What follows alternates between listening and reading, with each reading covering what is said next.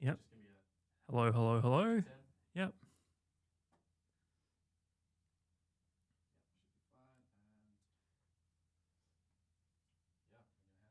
Cool. Beautiful. If I could just have a timer, that'd be sweet. Yep. Beautiful. Yeah, beautiful.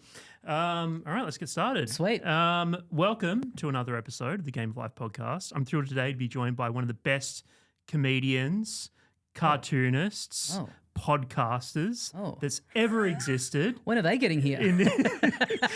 Tommy Dassalo, welcome to the show. Oh, thank you. Very kind. I should also mention that you're an author as well because of, is it Little Golden Dassalo?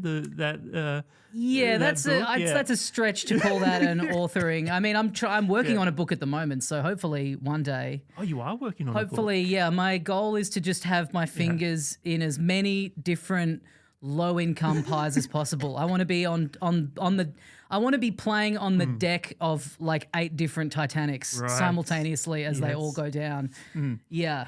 Like I have friends of mine who are like, you know, more famous and have been offered to do a book and they're like, it's not even worth doing. You make like no money from it. And I'm like, man, having a book out would be incredible. Right. Like, how can you say no to that? Yeah.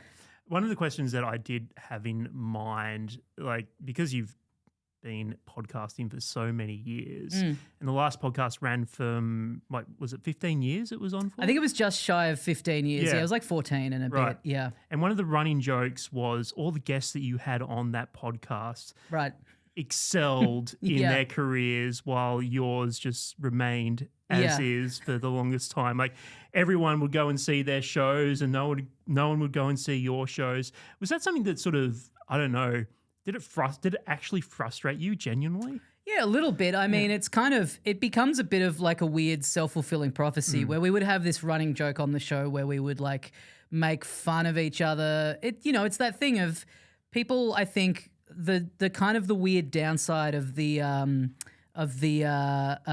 what's the phrase? I'm forgetting it. The parasocial relationship, right? Is that people feel very connected to you, but they also kind of, I think sometimes there's a tendency to like miss the point of like what the joke is. Right. And it's that thing of like you hang shit on your friends for, you know, bombing at a gig or being bad at comedy or whatever it is. But deep down, I mean, you obviously think they're very good at what they do. Otherwise, you wouldn't be having them on you wouldn't be working together if you didn't think they were legitimately very funny. Right. And so we would kind of do that to each other on the show a lot.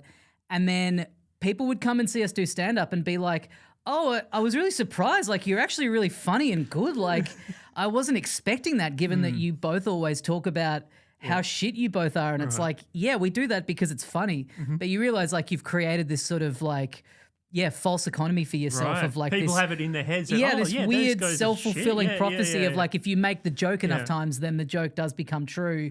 Because the other thing is like I think like most podcasting in Australia was kind of in this weird realm where it all became very popular and a lot of shows became very popular and ours was part of that, but was still sort of largely ignored by the conventional industry. So it didn't mean that we were getting like picked up for radio or TV opportunities or anything. So it's kind of really easy to perpetuate that joke of like these guests come on and they get all these opportunities and we have nothing else going on. But the truth is what we had going on was the show. Like that we were making a living from doing that. Yeah. So even though we were like kind of, making fun of this whole thing of being stuck in this ecosystem, it's like, but that was like a full-time income for us, like of getting to do that. So you had success. Yeah.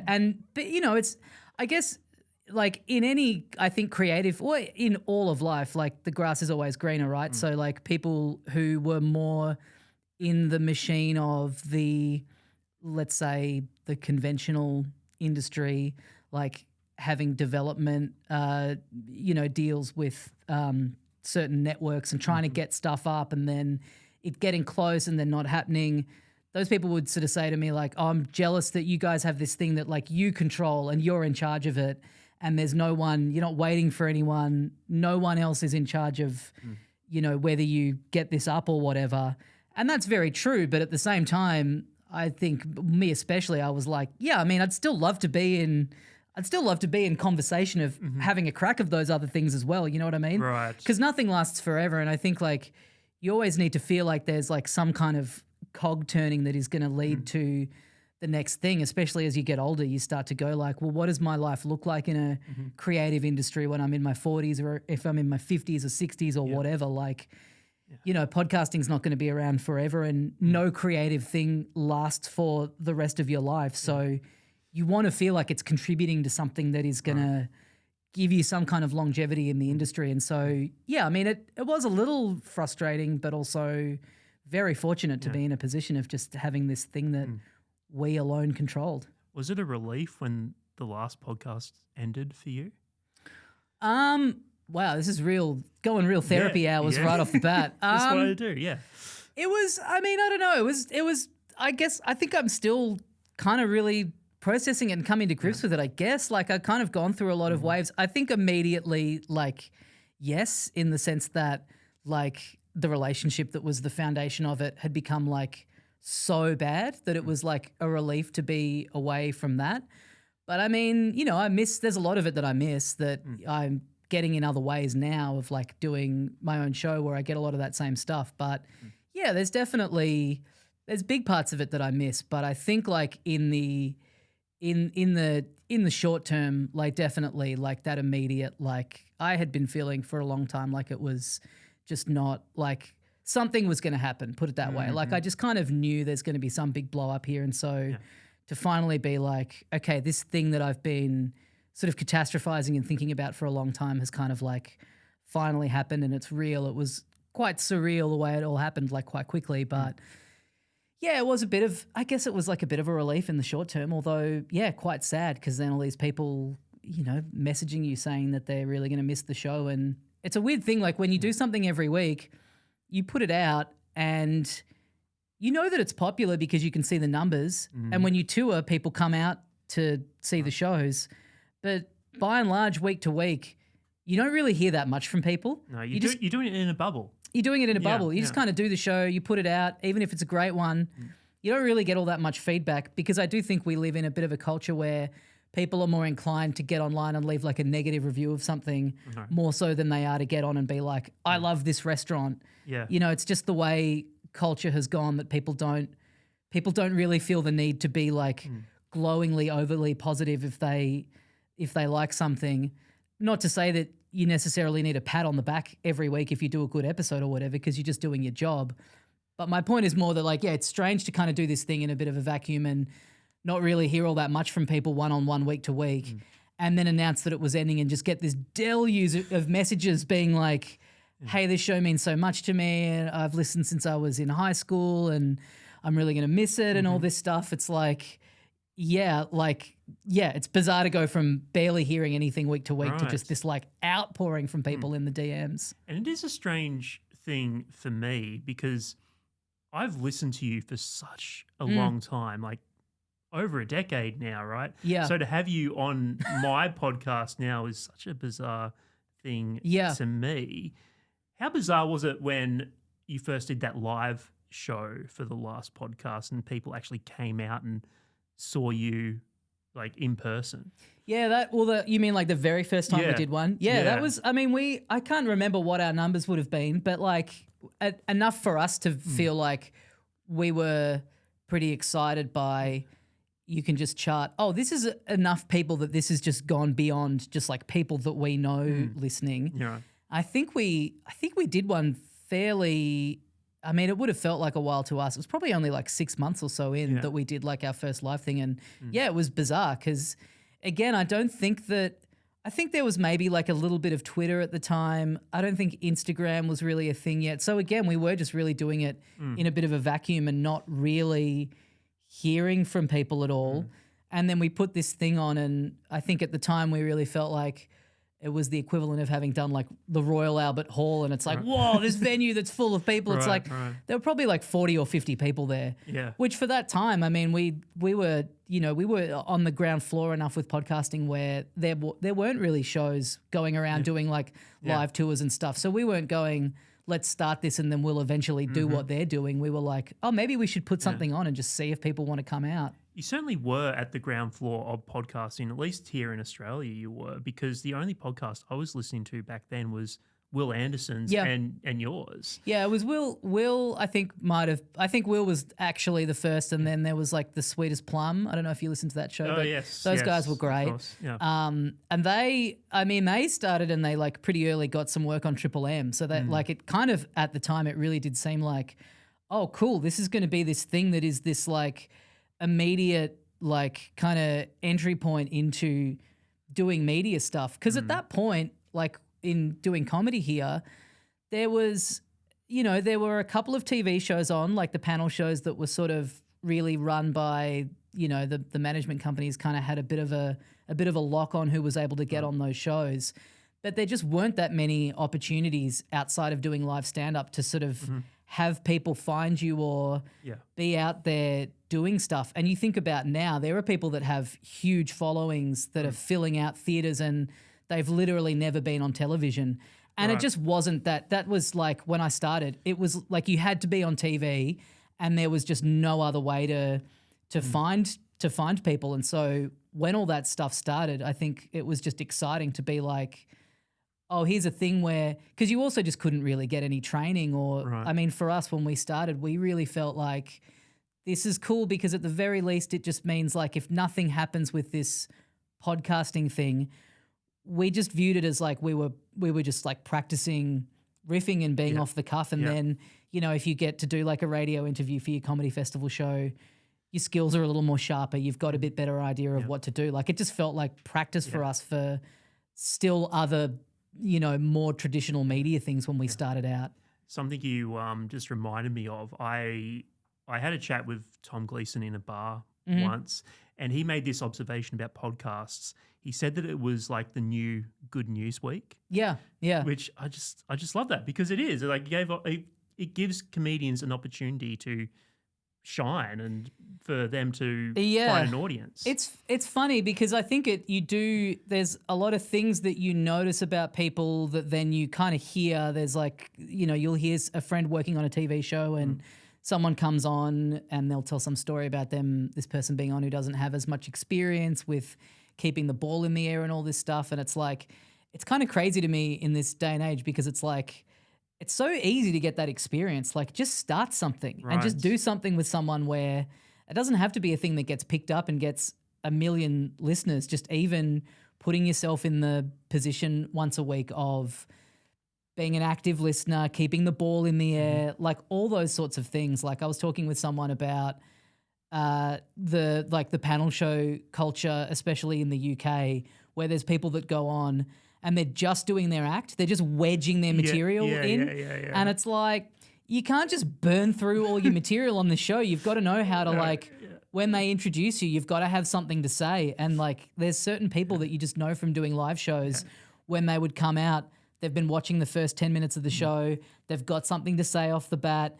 They've got a way to just like get themselves in there immediately and kick it off and start it going versus the people that just sit down and go, come on, give me something. And you're like, I mean, I know I'm the host, but also don't you want to look good on this?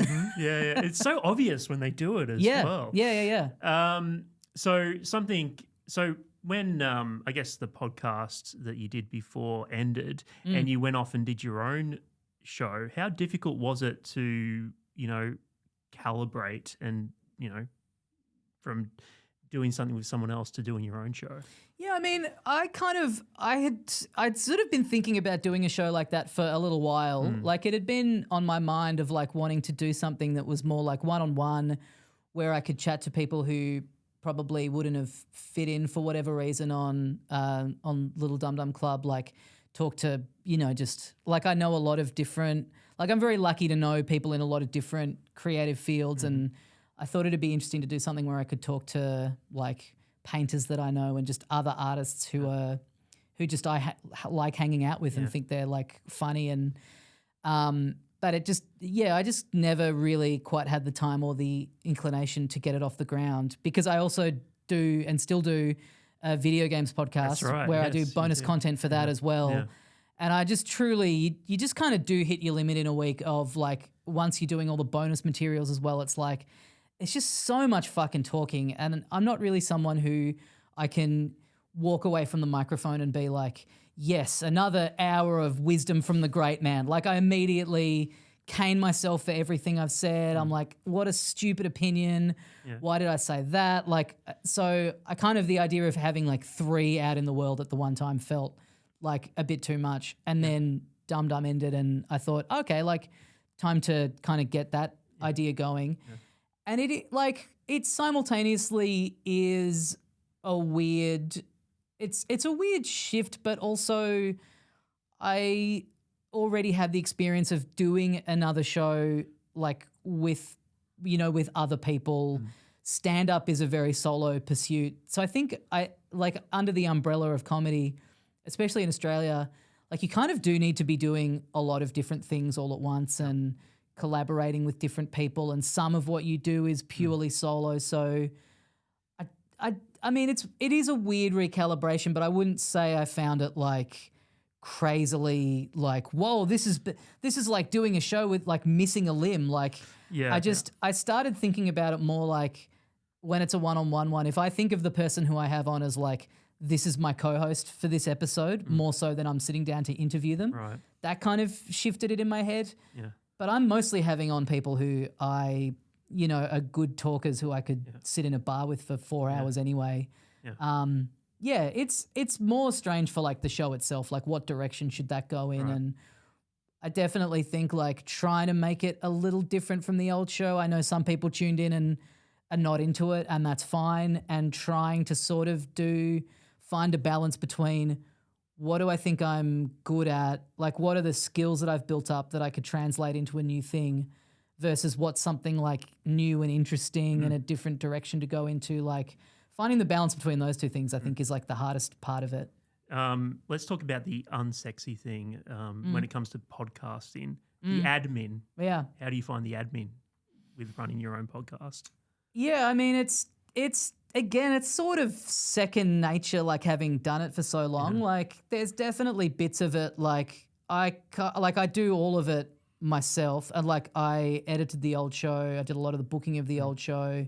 So I don't know. I mean, it's hard. Like it's kind of nice getting to the end of the week and having the thing be done and it's all you, but it just is, it's tough again in like, I think a lot of creative industries are finding this at the moment.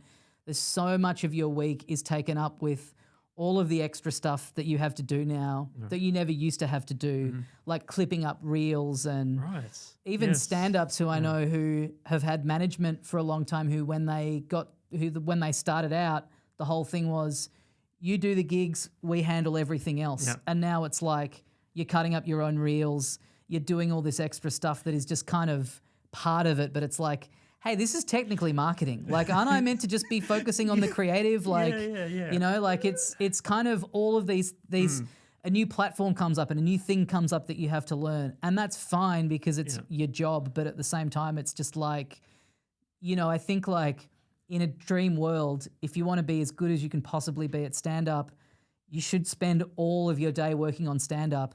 Yeah. And I think for a lot of people here, it's rare that, you know, you're not having to do some form of podcasting or radio or TV or some admin for yourself that just like all of a sudden the gig that you have at night where you would call yourself a stand-up comedian, the amount of work that's gone into preparing for that is like a half an hour on the walk to the venue. Like it's, you know what I mean? It's all these other things that are sort of necessary. Yeah.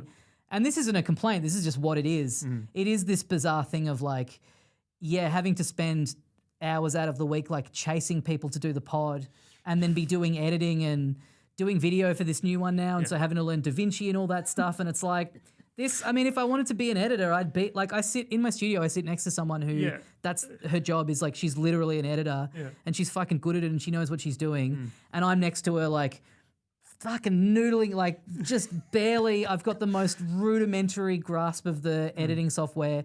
And she'll walk past my desk and just see me butchering up a clip and I can see her holding herself back from going, that's how you're doing it? Like, come on, man, at least learn the shortcut keys. Like, come on. It is funny. Reels was never a thing for the old podcast. And now Like I was so being resistant. on video was never a thing for the old podcast. Like the whole point of it was people who were too fucking ugly for radio could just get some shit microphone from somewhere and just do this thing. And part of the charm of it was that it was so, of all of them, part of the charm was that they were so unproduced. And now, like you got to have a set and you got to have cameras and all this stuff. It's like, it's crazy. I was so resistant to video when we first started this podcast. I'm like, I listen to podcasts. I don't watch them, but it's funny to me that it's like now a thing that you have to do.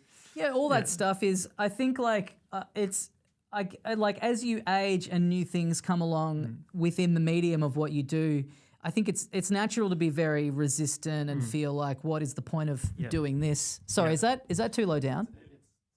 Oh, sorry. Sorry.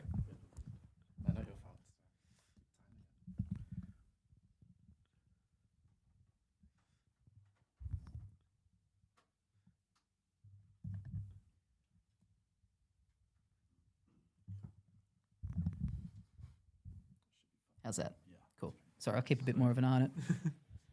Sweet.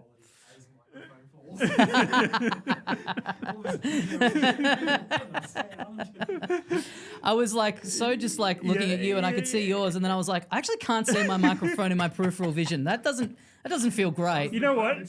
In the back of my mind, I was thinking, I wonder if his microphone's too low. I mean, this is the thing when you do your own and you're on someone else's, you know all the things that are like turning in your head when it's your thing, and then you get back and you're like listening over it. You're like, fuck, why didn't I say something? All these things that come along that you feel like an old man for being resistant to, but then it is just like, well, that's the world, and you can't, like, I also think that like when you're younger and you start out, you know those older people that were, 20 years older than you that were like, oh, this thing sucks and this thing sucks, and they take their finger off the pulse. Yeah. And so that's always in the back of my mind of like, you can't be a cringe 50-year-old who's like flossing on TikTok or whatever, but you also do have to be like, if I'm going to be bothering to do this, it's hard to do, and it gets harder and harder as you get older to just like get your head around these new things. Yeah. But if you're going to be doing it at all and engaging with it, it's like, well, this is just, this is what it is. This is what new audiences are going to be looking for, and how they're going to be finding your work is like, you just got to get good at finessing that beautiful algo that we all live our lives in service of. Something I didn't mention in the intro is video game developer, right? Yeah.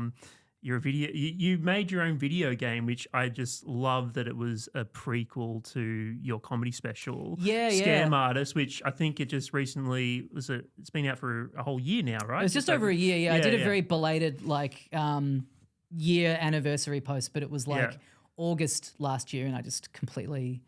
I remembered it, and then I just never got around to making a post. But I was like, it's a good excuse to do the really suck your own dick and go through the YouTube comments and clip some out and make a little carousel of all the nice things people have said about it. But I made a video game. Well, I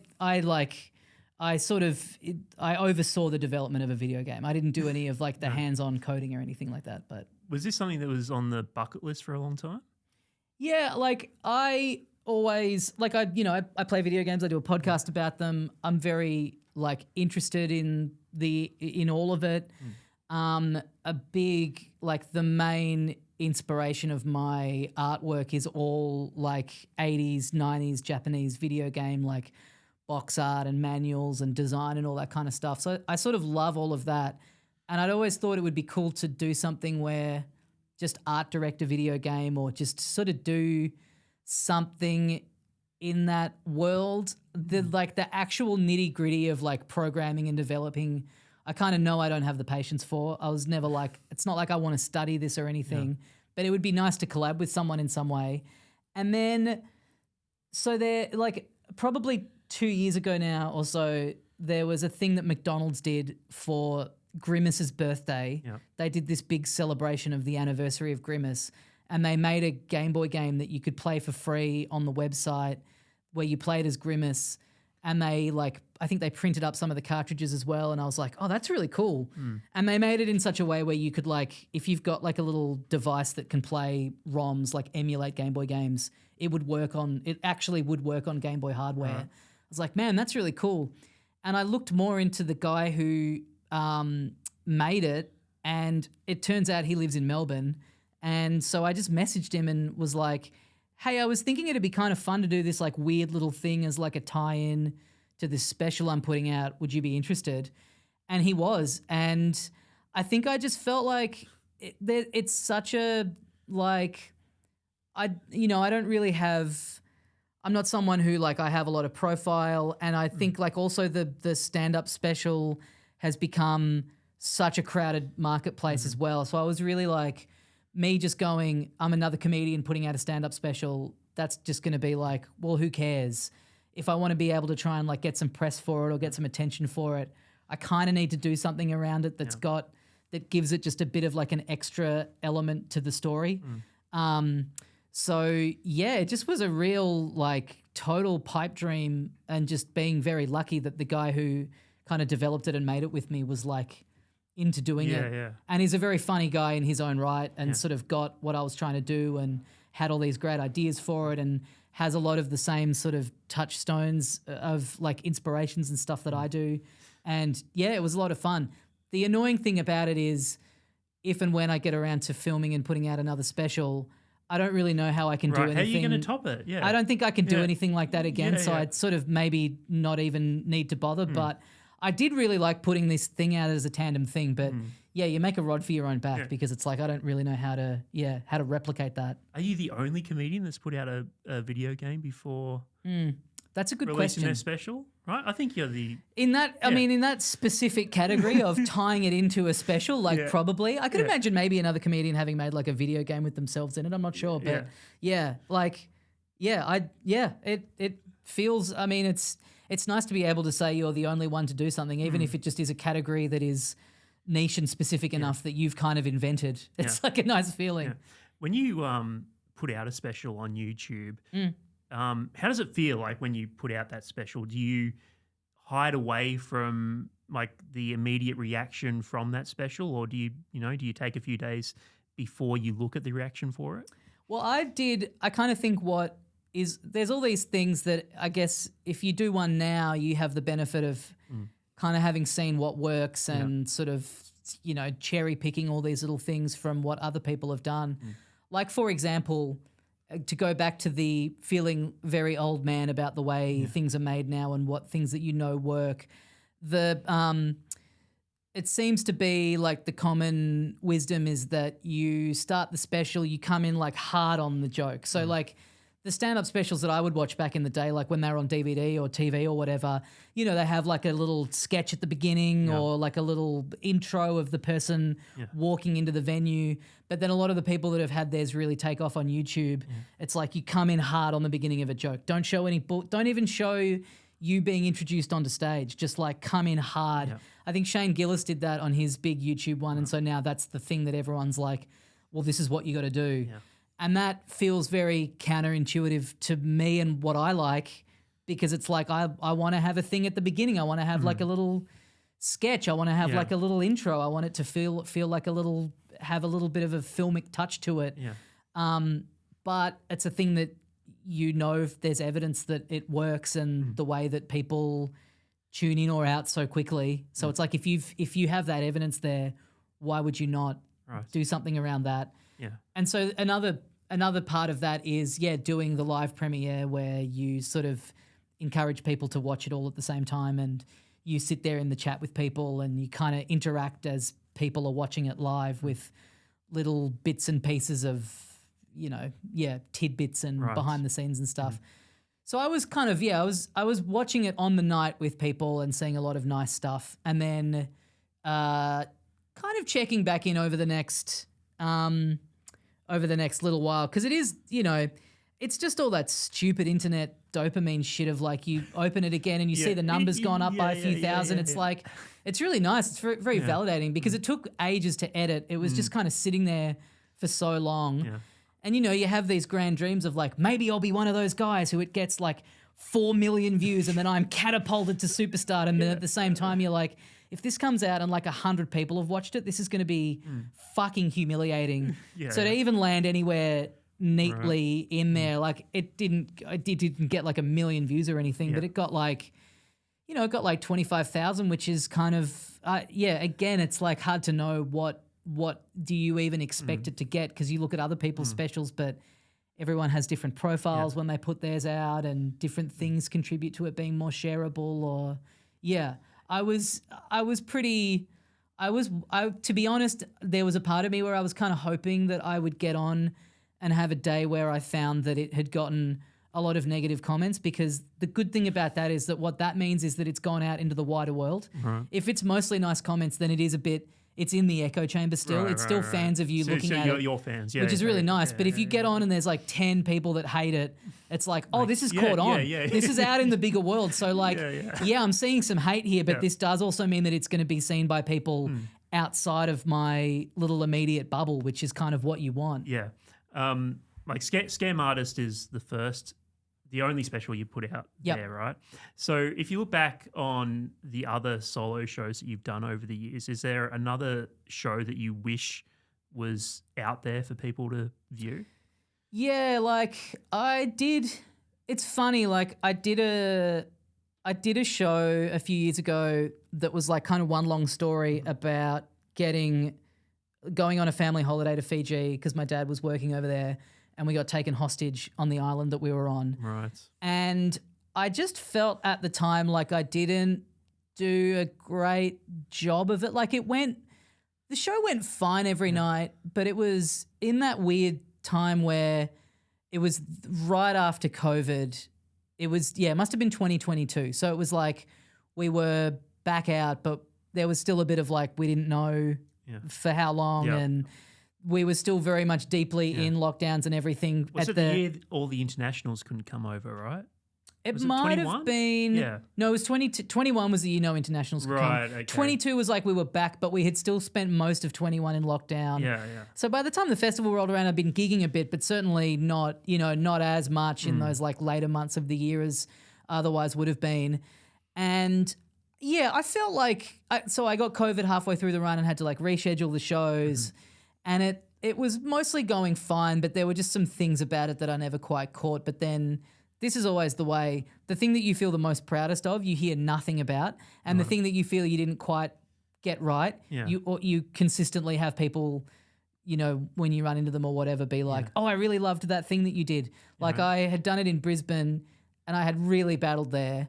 And like a month later, I got a text from Lawrence Mooney, who is in Brisbane. He was doing a corporate and he met this guy and he's like, I met this guy and, he was telling me that he went to the show at the Brisbane Comedy Festival and there weren't many people in the room, but the guy put on this great show and they like loved it. And he was like, I was trying to work out who it was, and a few more details came out and I realized that it was you. And so, maybe you had a tough run, but just know that there's someone out there who saw it and is still telling people about it. And I was like, oh man, thank you so much for telling me that, because I really like that Brisbane run in particular. I felt like I did not have a good time. It did not go very well. And he wrote back, make no mistake, Tommy, it's always better than it seems and simultaneously worse than you could ever imagine. But what other choice do we have but to keep walking the path? And I was like, I think about that all the time. It's like, and I mean it, like I would have walked away from that run going like literally no one who saw that run would have been convinced to become a fan of anything that I do. And that's the takeaway that, someone loved it and was still talking about it months later. So that show I would like to have another bite of, because I think it's like an interesting story and whatever. Yeah. But Are you, okay, so we're recording this at the end of 25. Do you have a show coming up next year? I am going to do one, yeah. I was not going to. I was thinking maybe I would, and I'd do some work in progresses at the end of this year and just sort of see and try and be very realistic about like what I had and if I had it in me and whatever. And I had something happen recently that kind of, I went and did something for the purposes of something not related to stand-up. and it was a very interesting trip that I took. And then I was telling someone else about this, and they were like, I know that you didn't do this for stand-up, but if you were going to do a show next year, this is such a great framework for for an hour show. And I was like, fuck, he's really right, unfortunately. Because I was really liking just being able to write about this in a different way and not have to put like gags and punchlines in and all this kind of shit. And now I'm kind of in the position of having to do that. But yeah, I am going to do a show next year. Yeah. So because you thought that Fiji one didn't do well, would you sort of try and rewrite that in a way and do that show again, even if it weren't for... I think I will at some stage have another bite of it. Yeah, it definitely for the sheer fact of like it just would be nice to have a record of it because it is like it's a nice like a one long story. I think like for me at that time that is like a show that I did where I had some artwork in it, but I didn't feel like I quite got the intertwining of the stand-up and the artwork in it quite right. Yeah. I didn't feel like I quite did that side of it in a satisfying enough way. And so I think that's kind of the thing about it that made me feel a bit like off about it. Because the very next show that I did was the one that is the special where I have these animations that are interacting with me. And it was that show, that Fiji show that sort of inspired me to be like, okay, if I'm going to do this again and I'm going to do a show where I have artwork in it, I really want to do something in a way where it's like very dynamic and not just like I've got some drawings up on the screen for the sake of it. Like I want to do something where it is like really, really deeply a part of it. Yeah. And I'd had this idea for ages to do something where I'd have little cartoon characters talking to me on the screen and never quite had the means to do it or the idea. And I was like, I got to just finally commit to doing this idea instead of doing this half-assed version where I'm doing stand-up and then just sort of bringing a drawing up for seemingly no reason. Yeah. Well, let's talk about your artwork. So where does that come in, I guess, the tier of things in your head? Like, is that something that maybe, somewhere, at the start of your career probably overtook stand-up comedy as an interest? Yeah, definitely. Like when I was a kid, that was really what I wanted to do. Like that was my main interest was like cartooning and animation and like, I mean, I that is what I wanted to do when I was a kid, is to have my own animated show. And funnily enough, at that time, there just wasn't like, I didn't really see any kind of clear pathway to doing that in this country. Not to say that I was like hell-bent on like I have to stay in Australia, but I was just like, I don't really know. I was like, I just don't really know how I would even like make that happen. And then in the interim sort of fell into stand-up and kind of just went down that path. But then the funny thing is now there are so many, there's like a few animated shows, there's like a bunch of people who are like roughly my age, who are Australian, who are making a lot of stuff. A lot of it's doing really well overseas. So like at that generation at that time, there were all these people that were also super into it, but were just also all kind of doing their own things and studying it and figuring it out. But it's. Is it something that you still want to try and, find a career in? Yeah, I kind of am at the moment.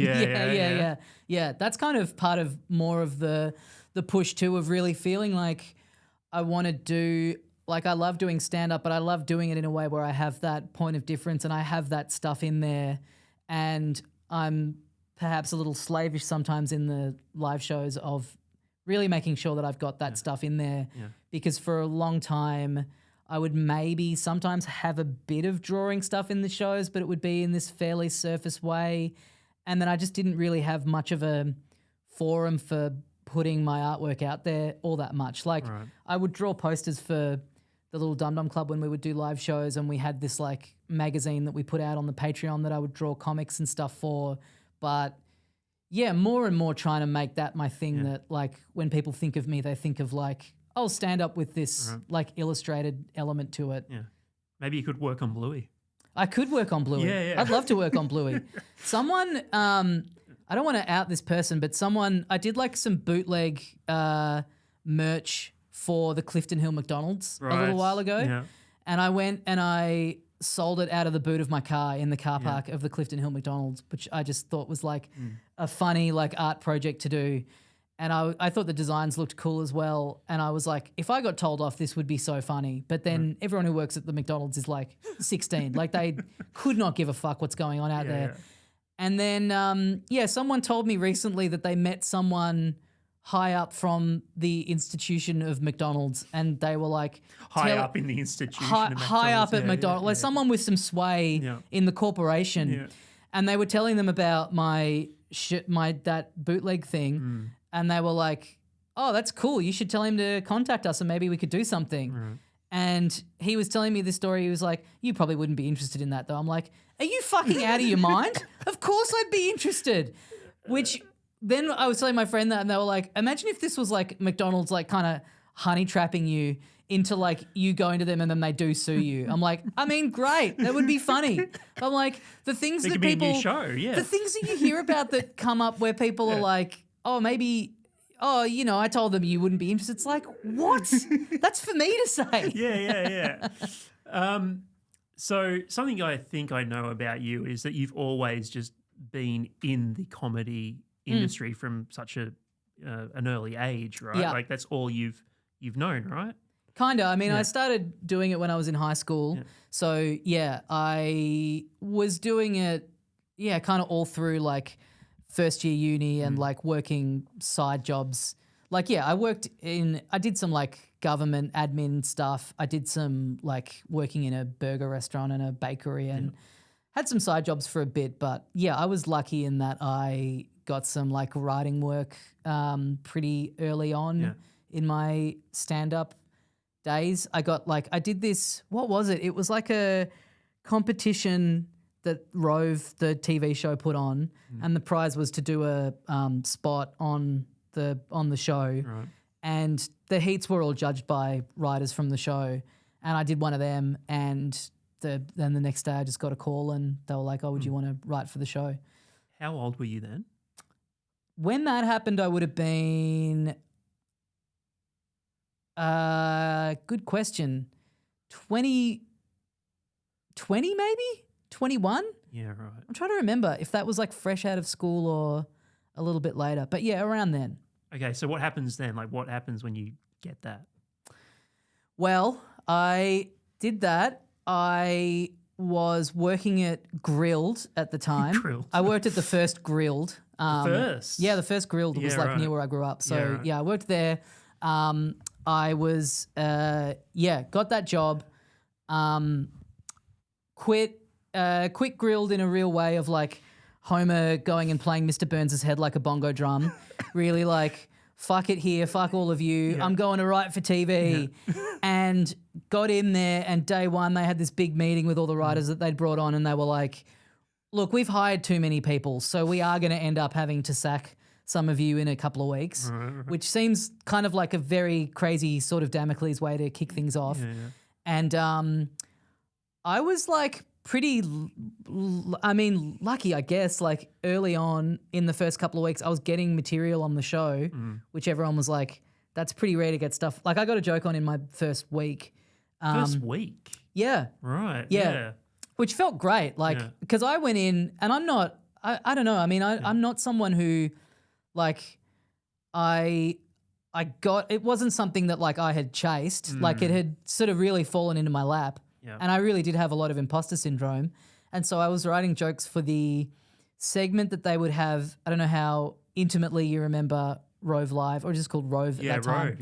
Rove, where they had like Carrie Bickmore doing the like fake news segment. Yeah, of course, yeah. So that was the main bit that they would get like a lot of writers in for. And then things like the monologue and other stuff was more written by like one or two people in there. But like the news jokes, because it's such like a classic setup, punchline, topical gag thing, they would they would like open it up to like way more writers to submit stuff. And I got this joke on, and then I was at a gig during the week and Charlie Pickering was on, and he was also writing for the show, but was fairly established in his own right at the time. And he like knew what joke had been mine that had gotten on and really like hyped it up, was like, hey, great one. And I was like, I felt like the king of the world. And I think I got something on my second week. And then my third or fourth week, they were like, hey, we got to let you go. You know, you're doing good work, but there's people on the staff who have like families and kids you're 20, you'll be fine. And I was like, I was devastated. I was like so heartbroken because I just thought like, man, this is my, you know, I'm set now. I've got a TV writing job. And look at me, everyone. And you get the taste and then you're out and it's like, well, what now? I can't like go and just like reapply for this same job again. It was devastating. I was so upset. So how long after that did you get the next thing? So next thing, I then did some work on the first season of Talking About Your Generation, which was, I'm trying to remember how I got found for that. I mean, weirdly, like now, I feel like it is quite common to be like quite young and start stand-up. But when I started, I was like the one young guy for like a long time by like a pretty decent margin.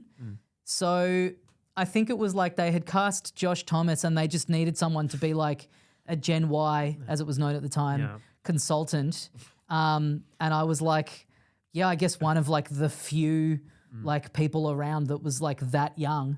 So yeah, I got brought on to basically help do like, kind of write questions and just sort of be a bit of an ear on the ground of like, what are good things to bring up that Gen Y people would know about and like seeing on this show.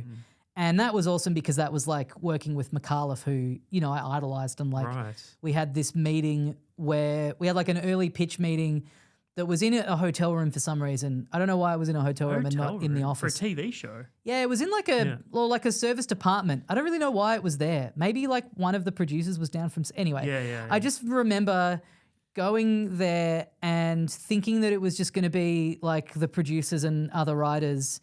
And I walked in and it was like, this small service department.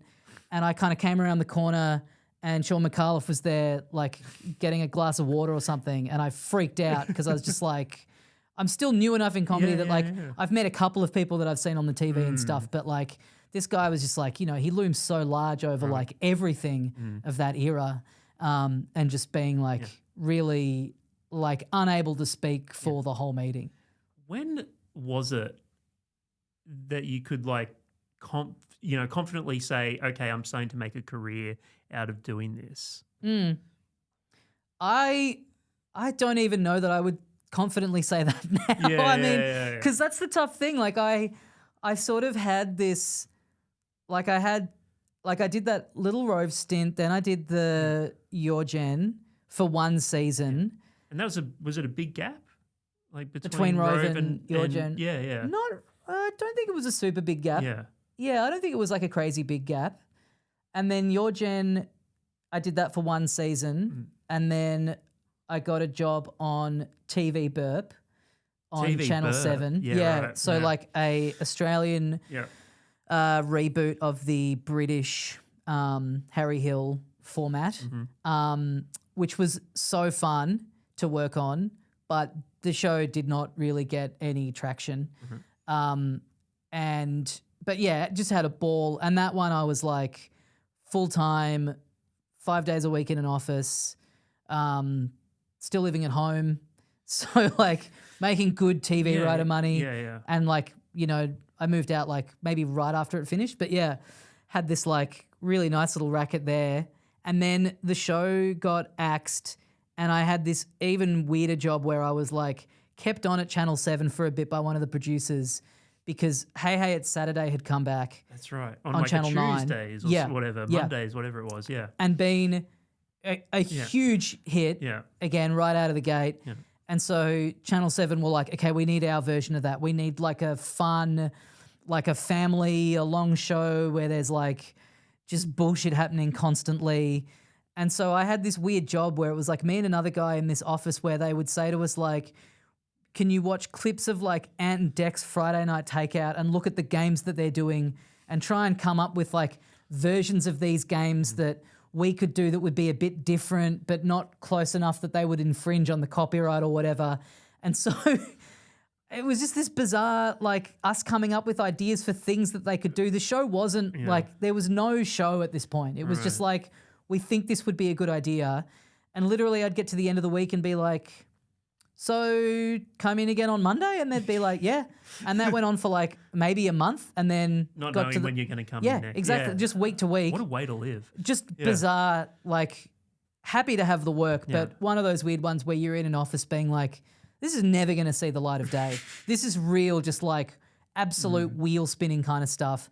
And then, finally, like a Friday going in and being like, hey, so come in on Monday. And they're like, we've given up on that idea. Like, all right, well, thanks for everything, I guess. But it was nice because it meant like an extra, month or so of work. But because again, like these jobs are all, you have no idea when the next one's coming around. It's funny in this country that a lot of comedians are able to keep afloat because of writing gigs on random television shows. I mean, when you work on those television shows as a writer, did you write on the project as well? I did a little project, yeah. I did a bit of writing. I did a bit of like video, finding the funny clips. Yeah. I did a bit of warm up, not for a very long time, but there was a little window there where I was doing a bit of project. When you do those writing jobs, do you ever think in the back of your head, I just wish I could just do stand up, just all stand up all the time? Yeah, I mean, it's tough. Like it's. I think like at the end of the day, you're in a writer's room and you're with like your peers who are very funny. Yeah. So it's a very fun environment. It does eat into the time that, I don't know, it's kind of it's a weird thing where on the one hand, it eats into the time that you can do stand up. But I feel like the most engaged I've ever been with stand up is when I don't have the time to be doing it. Like I think everyone finds this to be the case that like when you start out and you have another job and you're dreaming of being able to just do stand-up, you're so excited to go and do that gig at the end of the long workday because it's like, oh, this is my is my release. This is the thing I really, really want to be doing. Like you're so excited, even though you're basically going from the office job, going home and changing, having a quick dinner, going to the gig, and you do dream in the back of your head of like, oh my God, imagine just having all day to work on stand-up, and then you get into a position where that is your life for a bit, and of course you don't do that. Yeah, of course, yeah. Do you try and set aside time to write your stand-up during the week? Yeah. A little bit. I mean, it kind of does end up being a thing that just has to fit in around other stuff, which is why I think like you see more and more now of a culture of like people putting on the work in progress shows around this time of year. Like I just went and did a run in Queensland with Josh, right? with Josh, of doing new material.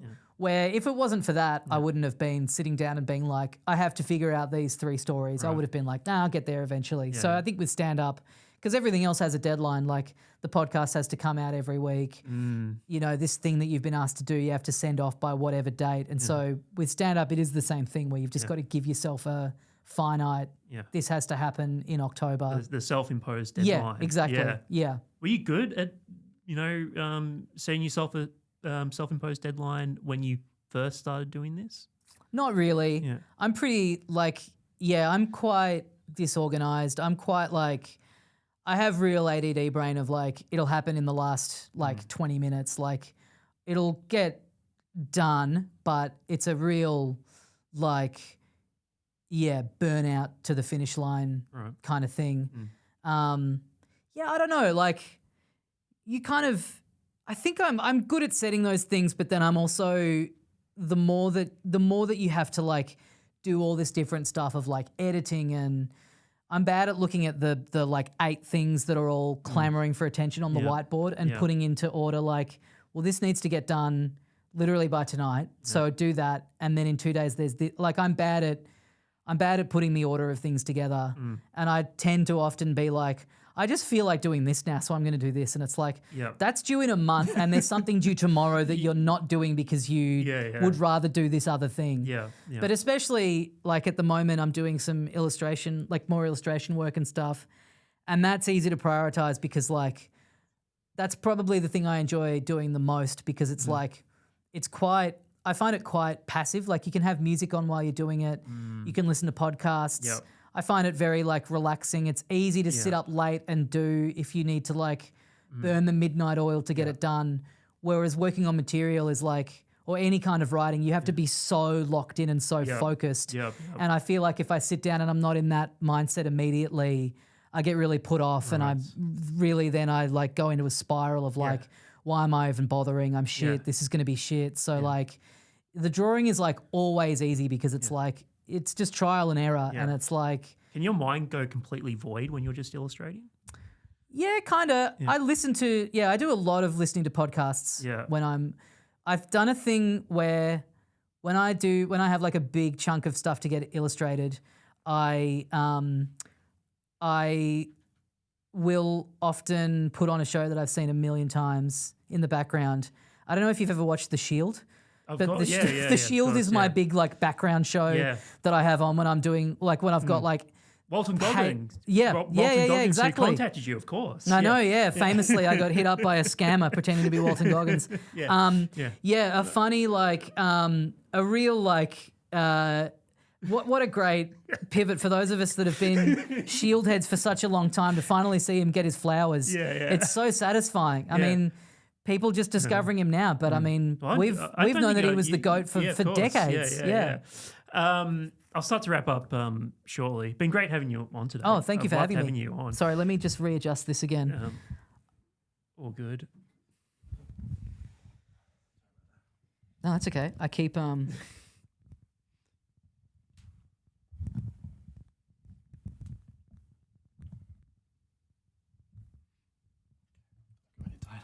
Great. I'll ask you a few more questions and we'll wrap up. Sure. One of the best things I think about getting older is the bad habits you had when you were younger. You may find yourself falling into those bad habits now, but the best thing now is you can catch yourself before you fall into those bad habits, right? Right. Do you have bad habits you found yourself falling into now you may have had when you were younger that you're able to catch yourself before you fall into those bad habits? That's a good question. I don't know if I can necessarily catch them, but I think for me, the difference is that when I was younger, and I don't know if this is even an age thing or just the way like people communicate now and the literacy around this stuff, I would have those bad habits or I would make those mistakes and I would feel like I was like the only person on earth to ever make them and that was the things that were holding me back and I would really cane myself over them. And it's, getting older and people talk about this stuff more and just the realization of like, oh, everyone has this. Everyone has some version of this. This doesn't mean that you're a complete fuck up just because X, Y, or Z happened. Right. Like everyone feels that way in some capacity. So I think for me, the difference is more just like, there are so many things about you that are just ingrained in you that are like, you want to think that you can get over these things and somehow like snap your fingers and wake up one day and just magically be more organized. And I don't know how realistic that is. Like you can buy a whiteboard and you can be filling out the whiteboard, quite religiously for the first month and then maybe you slip and you fall out of habit of doing it and then you're back into that same cycle. But now it's worse because now you know that you've bought the whiteboard and you're looking at it and you're like, here's another thing I've kind of fucked up. Yeah. It's more just the like, I think that just having like the patience with yourself of just going like, this is fine. Like just take all the time that you need and just kind of realizing like what your processes are. I mean, I get annoyed at myself for I'm quite slow with my work. Like I like to be quite deliberate. I don't think I can work as quickly and effectively as a lot of my peers, but even just realizing that it's like, well, that's just you. It just takes you as long as it takes.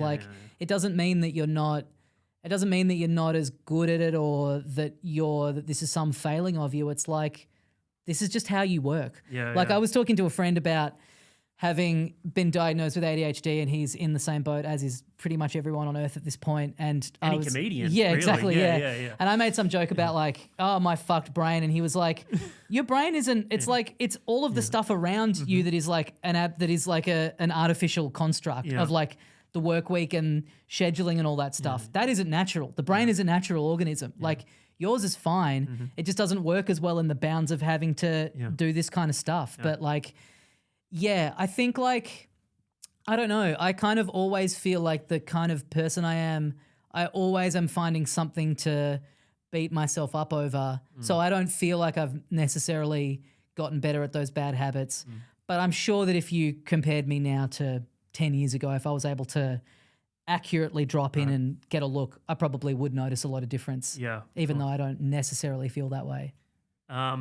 Who's the final boss for podcast guests in your head? Oh, man. Who's the main person I would want to have on? Walton Goggins. Walton Goggins would be great. Yeah. I always used to joke, the thing that is so funny to me about podcasting is that like, it's just you just put this thing out and anyone can find it anywhere. Yeah. And I always had this dream of like how funny it would be to just get contacted by someone who's like the most famous, like just have like Brad Pitt drop you an email and be like, hey man, just randomly found this. You know what I mean? It's like some keyword or whatever came up. Yeah. It was always very funny to me. Like that's the dream, is just like some absolute random person contacts you, because you'll see people interviewed about something where they're like, oh, I listened to this show, and then the show that it is, they're like, what?